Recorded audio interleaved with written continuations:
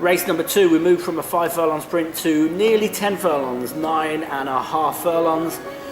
It's a 95 to 105 handicap. There's one here, I think, in this race that just jumped out at me when I was going for the card.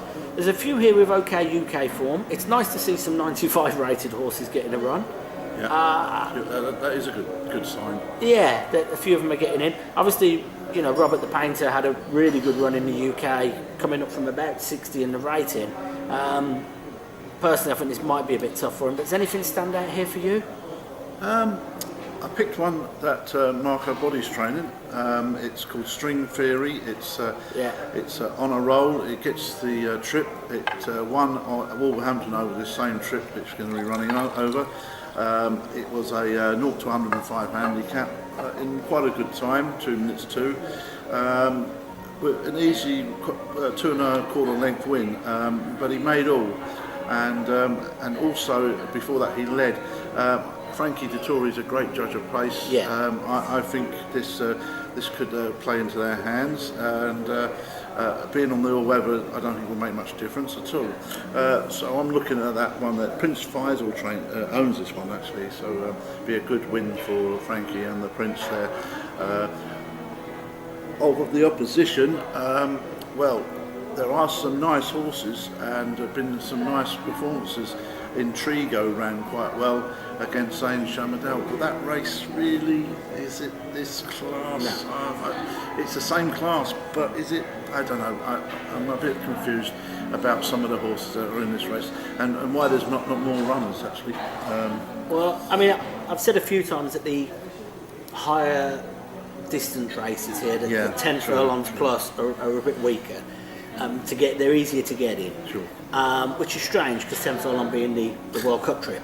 But String Theory, if this was a Godolphin horse, we'd be sitting here now going, look out for this on World Cup night.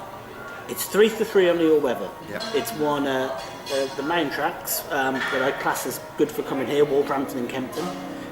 Godolphin take all their sort of Dubai horses, carnival horses to Kempton and give them a run round there. Marco Botti's followed that. Yep. Obviously Frankie knows the track here very well. He's a quality jockey.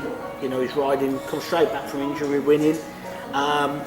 This horse won comfortably over the mile, and then stepping up to this trip, 1900 metres, 9.5 furlongs, looked even better.